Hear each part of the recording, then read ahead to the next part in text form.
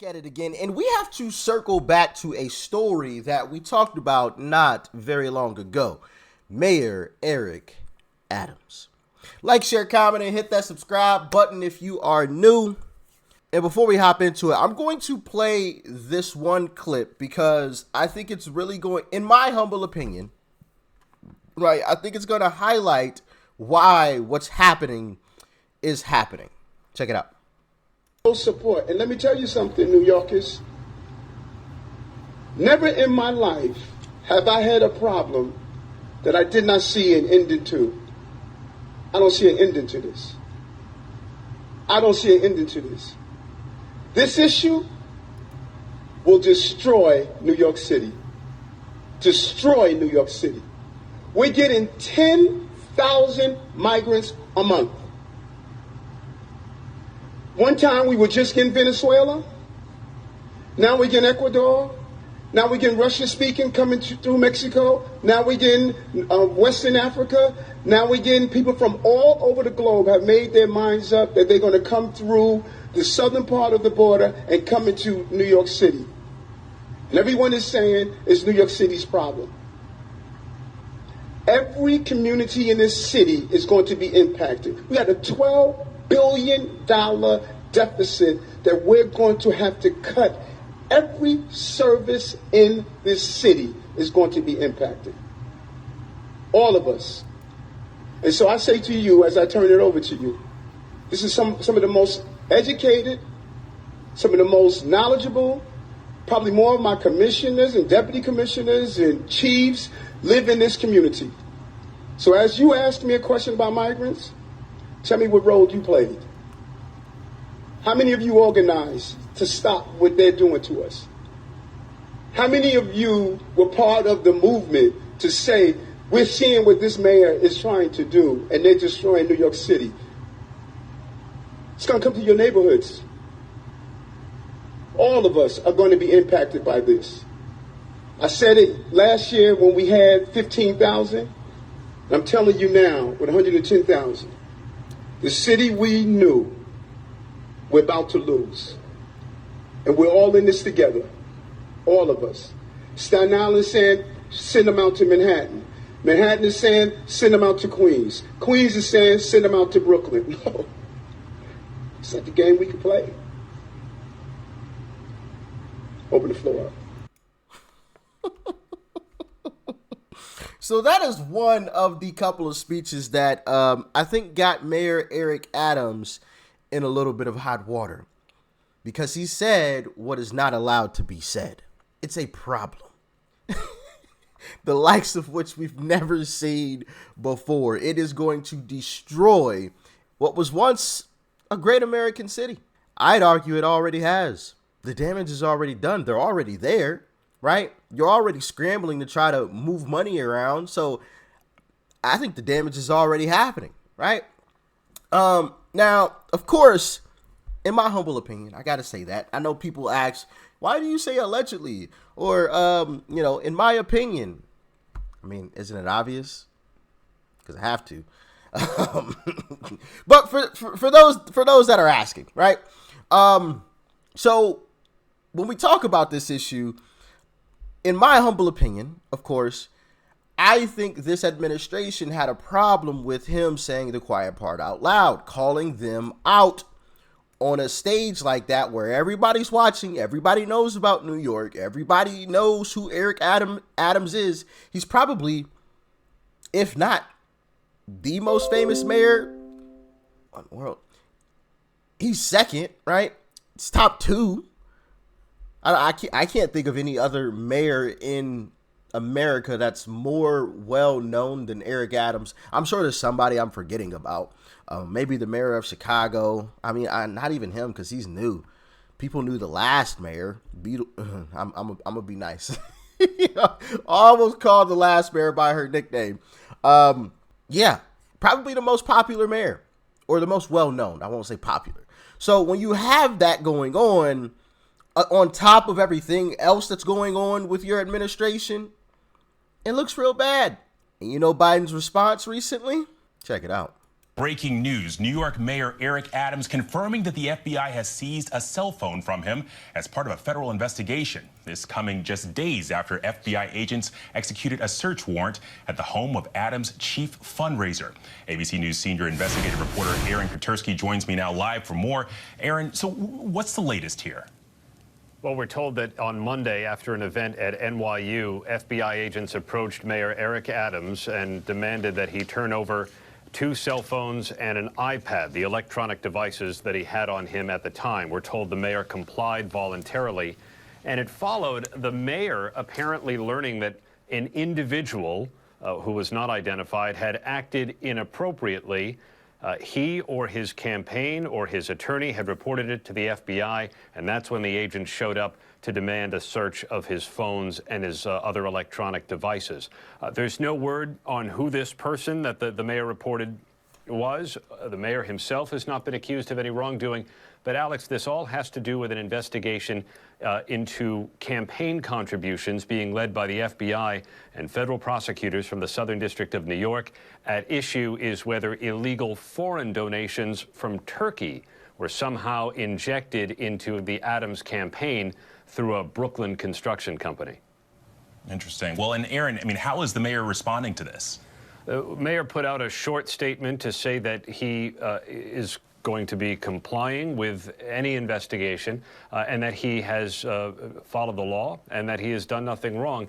He says, as a former police officer himself, he always instructs members of his staff and his campaign to follow the law. It was interesting, though, this whole federal investigation spilled into public view because of an action the mayor himself took. The FBI had raided the home of his top fundraiser, a woman named Brianna Suggs, who lives in Brooklyn, and the mayor himself was supposed to be at a White House event on immigration, abruptly decided not to attend, turned around, came back to New York, he said, because he knows Suggs, but ultimately did not speak with her. But clearly this has been top of mind for the mayor and for his campaign. Alex. Well, Aaron, I know you'll stay on this for us, but thank you for your reporting tonight. Oh, Mr. Adams. Let me see that. Let me see that cell phone from your brother. Let me see that cell phone. Oh, you got a tablet on you too? Let me get that. Yeah, we gonna need that too.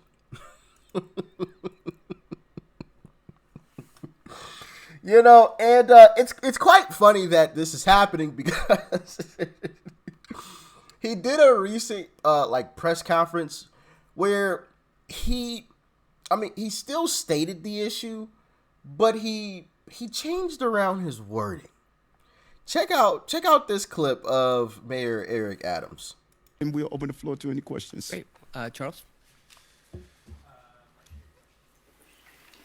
Mr. Mayor, I was sort of wondering about the optics of you deciding to come back from Washington, where you were supposed to meet with the people at the White House about the migrant problem. You have a situation where you said that the migrant problem is going to destroy the city. You have a situation where you have to come up with a 5% budget modification and cut agencies this very month. So do you think that it was a wise optic for you to have come home, given the fact that migrants are probably your number one problem? Migrants are our number one concern in this city. I have made that clear. And what I am really pleased with is that we built that coalition. And that's why coalitions are important. In D.C., you had the mayor from Chicago, the mayor of Denver. We're hearing messages from the mayor, from the governor of Massachusetts, of Houston, Los Angeles. We're seeing a coalition that I talked about for quite some time. And because that coalition was in place, they were able to continue the meetings. I'm looking forward to continue to go to Washington and continue to lean on this issue that's impacting our city. As you stated, is going to cause 5% cuts during the November plan. And then in January, we're going to have to come and look at another 5% cut. So this is a crucial issue. Marshall, you've been covering me for years. You know how I am when there's an issue that needs to be addressed, I want to be on the ground to make sure it's addressed and to make sure our team is compliant with the transparency that I expect from anyone that's part of not only my campaign team, but my team here at City Hall. When I received the notification, I did not want to be sitting inside a meeting somewhere when there was something playing out here in the city. And if there was any other reason to come back to the city, I would do so. Did you catch it? Did you notice it? It was subtle. It wasn't like this is digging a little bit. I will admit that. Okay, I'm not delusional. I'm not delulu. Okay, I want to let everybody know I'm not going crazy. Okay, it's very, very subtle. It's minute, but considering the circumstances that are going on, I feel like it's worthy of touching on. You notice he didn't mention the White House. He didn't say it. Go back and replay it. He had several opportunities to say it. He didn't. Whereas before, in previous press conferences, in interviews, he had no problem saying it. Or this administration, right? He had no problem. Now all of a sudden he didn't. Maybe it's a coincidence. I don't know. But like I said, I just thought it was noteworthy considering what's happening, considering that his campaign manager got raided and now he had his phone confiscated. You know, I'm just saying. Now, I have no hard evidence to back this up, but I think that was, and I said this in the first video, I think this was a, hey, you're flying a little close to the sun kind of moment, right? This was the administration, the elitists telling him, sit back and stay in your place. Y'all tell me what y'all think. What y'all think? That's what I personally think. And yeah, they just try to let him know you're flying a little too close to the sun. Okay, and they let him know that he received the message. But he can't just like back off completely. It'd just be way too obvious. Like I said before, because some people might argue, well, why doesn't he just stop talking about it? Because he can't. First off, it'd be way, way, way too obvious if he just all of a sudden went silent on the issue after all of this happened. You know, like that'd be way too obvious. And like I said before, the people that I believe, now this is just my personal opinion, that I believe are truly in control, right, at the top of the Democrat Party or establishment, whatever you want to call it, they are very, very intelligent individuals. Very, very intelligent, okay? Very powerful individuals, okay? These are people who are playing chess, not checkers, which is why I always bring it up and make note when I feel like Trump is doing the same thing. Because he has to. He has to play chess.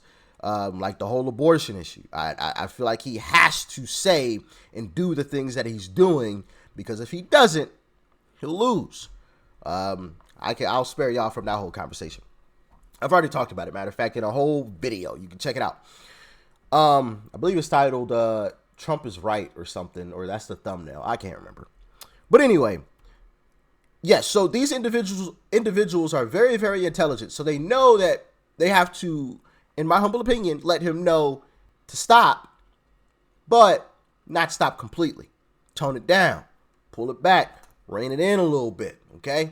Stop talking about us, kind of thing. But like I said, that's just my humble opinion about it. Y'all let me know what y'all think in the comment section below. Like, share, comment, hit that subscribe button before you go. Peace and love. I'm out.